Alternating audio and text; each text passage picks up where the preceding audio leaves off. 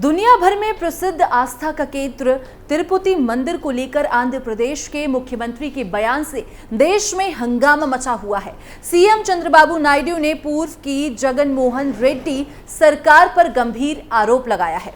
इस आरोप से विपक्ष को और उनके सनातन के प्रति मानसिकता को भी लेकर बड़ा खुलासा किया है और इसी के साथ इससे पहले भी किस तरह विपक्ष सनातन का अपमान कर चुका है, ये भी हम आपको बताएंगे आज की स्पेशल स्टोरी में। तो क्या कुछ है पूरा मामला, चलिए आपको विस्तार से बताते हैं। नमस्कार, मैं हूं आपके साथ पारुल त्रिपाठी और आप देख रहे हैं कैपिटल टीवी। मुख्यमंत्री चंद्रबाबू नायडू का विपक्ष पर बड़ा आरोप, तिरुपति लड्डुओं में मिलाया गया एनिमल फैट। आंध्र प्रदेश के मुख्यमंत्री चंद्रबाबू नायडू ने एक ऐसा बयान दिया है जिससे सियासी बवाल मच गया है। सीएम नायडू ने वाईएसआरसीपी सरकार का बड़ा आरोप लगाया है। उन्होंने कहा है कि पहले की सरकार में तिरुपति मंदिर के प्रसाद में जानवरों की चर्बी इस्तेमाल होती थी। उनके इस आरोप के बाद प्रदेश में सियासी वार पलटवार शुरू हो गया है। एनडीए विधायक दल की बैठक को संबोधित करते हुए सीएम नायडू ने कहा कि वाईएसआरसीपी सरकार ने विश्व परिषद तिरुपति मंदिर में लड्डू बनाने में घटिया सामग्री का इस्तेमाल किया था। शुद्ध घी की जगह जानवरों की चर्बी का इस्तेमाल किया था। अब शुद्ध घी का इस्तेमाल किया जा रहा है। हम तिरुमला तिरुपति देवस्थानम की पवित्रता की रक्षा के लिए कड़ी मेहनत कर रहे हैं। हालांकि नायडू के आरोप को वाईएसआरसीपी ने सिरे से खारिज कर दिया है। चंद्रबाबू ने हिंदुओं की आस्था को ठेस पहुंचाई। इस पर वाईएसआर कांग्रेस के सीनियर नेता और राज्यसभा सांसद वाईपी सुब्बा रेड्डी ने कहा कि चंद्रबाबू नायडू ने तिरुमला के पवित्र मंदिर और करोड़ों हिंदुओं की आस्था को ठेस पहुंचाकर बड़ा पाप किया है। तिरुमला प्रसाद पर चंद्रबाबू की टिप्पणियां बहुत ही निंदनीय हैं। कोई इंसान ऐसे शब्द नहीं कह सकता या ऐसे आरोप नहीं लगा सकता है। उन्होंने आगे कहा कि ये एक बार फिर साबित हो गया है कि चंद्रबाबू राजनीतिक फायदे के लिए कुछ भी बुरा करने से भी नहीं हिचकते हैं। भक्तों की आस्था को मजबूत करने के लिए मैं और मेरा परिवार तिरुमला प्रसाद के मामले में भगवान को साक्षी मानकर शपथ लेने के लिए तैयार है। क्या चंद्रबाबू भी अपने परिवार के साथ शपथ लेने के लिए तैयार हैं? श्रद्धालुओं की भावनाओं का सम्मान नहीं कर रही वाईएसआरसीपी। वहीं इस मामले में आंध्र प्रदेश के आईटी मंत्री नारा लोकेश ने जगनमोहन रेड्डी प्रशासन पर निशाना साधा। उन्होंने ट्वीट कर कहा कि तिरुमला में भगवान वेंकटेश्वर स्वामी मंदिर हमारा सबसे पवित्र मंदिर है। मैं ये जानकर स्तब्ध हूँ कि वाईएस जगनमोहन रेड्डी प्रशासन ने तिरुपति प्रसाद में घी की बजाय जानवरों की चर्बी का इस्तेमाल किया। लोकेश ने आरोप लगाया कि वाईएसआरसीपी करोड़ों श्रद्धालुओं की धार्मिक भावनाओं का सम्मान नहीं कर सकी।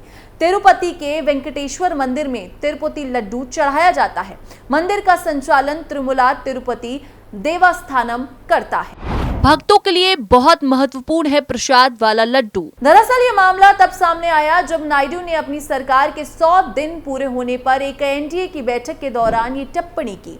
उन्होंने कहा कि उन्हें ये जानकर बहुत आश्चर्य हुआ कि भगवान वेंकटेश्वर के प्रसाद को बनाने के लिए घटिया सामग्री का उपयोग किया जा रहा था। मंदिर ट्रस्ट हर दिन लगभग 3 लाख लड्डू बनाता है। ये प्रसाद भक्तों के लिए बहुत महत्वपूर्ण माना जाता है। तिरुमला तिरुपति देवस्थानम और भगवान वेंकटेश्वर को आंध्र प्रदेश के लोगों की सबसे बड़ी धरोहर माना जाता है। नायडू ने कहा कि एनडीए सरकार मंदिर की पवित्रता को बहाल करने के लिए हर संभव कदम उठा रही है। उन्होंने कहा कि उन्होंने मुफ्त भोजन सेवा की गुणवत्ता खराब कर दी और घटिया सामग्री का उपयोग करके भगवान वेंकटेश्वर के लड्डू को भी नहीं छोड़ा। वाईएसआरसीपी सरकार के कार्यकाल के दौरान टीडीपी ने कर्नाटक मिल्क फेडरेशन के नंदिनी ब्रांड की घी की जगह एक निजी ठेकेदार को घी की आपूर्ति का ठेका दिया था। अब इसके बाद आपको बता देते हैं कि किस तरह विपक्ष की तरफ से हमेशा सनातन का अपमान हुआ है। ये कोई पहला मामला नहीं है जब विपक्ष की कोई करतूत सामने आ रही है। इससे पहले भी सनातन को लेकर कई विवादित बयान सामने आ चुके हैं। चलिए अब उनके बारे में आपको बता देते हैं जिसने विपक्ष की सनातन को लेकर उनकी मानसिकता साफ करती है। तमिलनाडु सीएम के बेटे ने सनातन धर्म को बताया था बीमारी। तमिलनाडु के मुख्यमंत्री एमके स्टालिन के बेटे उदयनिधि स्टालिन ने सनातन धर्म की तुलना डेंगू, मलेरिया और कोरोना से की थी। उदयनिधि ने कहा कि मच्छर, डेंगू, फीवर, मलेरिया और कोरोना ये कुछ ऐसी चीजें हैं जिनका केवल विरोध नहीं किया जा सकता बल्कि उन्हें खत्म करना जरूरी होता है।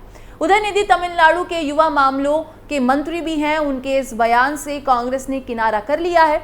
वहीं भाजपा ने इस पर पलटवार करते हुए कहा था कि इनकी हकीकत यही है। इंडी गठबंधन के नेताओं को बताना चाहिए कि क्या वो इस बयान का समर्थन करते हैं। उदयनिधि स्टालिन के खिलाफ एक वकील ने दिल्ली पुलिस में एफआईआर दर्ज कराई थी। उदयनिधि ने सनातन उन्मूलन कार्यक्रम में ये बातें कही थी। उन्होंने कहा था कि सनातन क्या है? सनातन शब्द संस्कृत से आता है। ये समानता और सामाजिक न्याय के खिलाफ है। सनातन का अर्थ होता है स्थायी, यानी ऐसी चीज जिसे बदला नहीं जा सकता, जिस पर कोई सवाल खड़े नहीं कर सकता।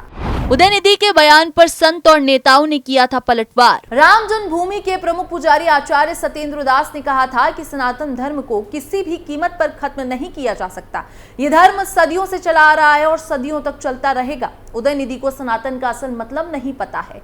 वो जो भी कह रहे हैं वो बिल्कुल गलत है। केंद्रीय शिक्षा मंत्री धर्मेंद्र प्रधान ने कहा था कि तमिलनाडु के कुछ लोगों की हकीकत अब सामने आ रही है। कुछ दिन पहले ही हमने काशी तमिल समागम का आयोजन किया था और तमिलनाडु के हर गांव में भगवान जगन्नाथ की पूजा की जाती है। सनातन धर्म अमर है। ऐसे राजनीतिक बयानों से कुछ नहीं होने वाला।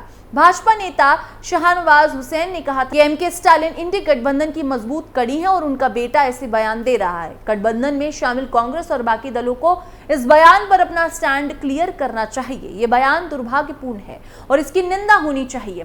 कांग्रेस नेता आचार्य प्रमोद ने कहा था कि नेताओं के बीच हिंदुओं को गाली देने की होड़ लगी है। 1000 साल से सनातन धर्म का मिटाने की कोशिशें हो रही हैं, कोई नहीं मिटा सका। महाराष्ट्र कांग्रेस के नेता नाना पटोले ने कहा था कि हमारा रुख स्पष्ट है। कांग्रेस ना तो किसी की धार्मिक भावनाओं को ठेस पहुंचा सकती है और ना उस पर टिप्पणी कर सकती है और ना ही इसमें विश्वास रखती है। उन्होंने कहा था कि हम किसी और के बयान के जिम्मेदार नहीं हैं। इसके बाद आपको बता दें कि उदयनिधि के बाद अब डीएमके सांसद ए राजा ने भी सनातन को लेकर आपत्तिजनक बयान दिया था। ए राजा ने सनातन की एचआईवी से की थी तुलना। सनातन पर विवादास्पद बयानों का सिलसिला थमने का नाम नहीं ले रहा है। तमिलनाडु के मुख्यमंत्री एमके स्टालिन के बेटे उदयनिधि स्टालिन के बाद डीएमके सांसद ए राजा ने सनातन की तुलना एचआईवी से कर दी थी। उधर बिहार में सत्ताधारी गठबंधन में शामिल आरजेडी के नेता जगदानंद ने कहा था कि तिलक लगाकर घूमने वालों ने भारत को गुलाम बनाया। उन्होंने कहा था कि देश में मंदिर बनाने से काम नहीं चलेगा। दरअसल इससे पहले उदयनिधि स्टालिन ने सनातन की तुलना डेंगू मलेरिया से की थी। उन्होंने कहा था कि सनातन का सिर्फ विरोध नहीं किया जाना चाहिए बल्कि इसे समाप्त ही कर देना चाहिए। उदयनिधि के इस बयान पर देश भर में सियासी बवाल मच गया था। बीजेपी उदयनिधि के बयान को लेकर विपक्षी गठबंधन इंडी पर निशाना साधा गया था। इसके बाद आपको बता दें कि इस पर मामले के बाद क्या हुआ। सनातन धर्म विवाद पर लेटेस्ट अपडेट। सुप्रीम कोर्ट में सनातन पर विवादास्पद टिप्पणी करने के संबंधित मामले को लेकर सुनवाई हुई थी। दरअसल ये सुनवाई मामले के आरोपी उदयनिधि स्टालिन की एक याचिका को लेकर हुई थी, जिसमें उन्होंने कई राज्यों में खुद के खिलाफ दर्ज आपराधिक मामलों को एक साथ जोड़ने की अपील की थी।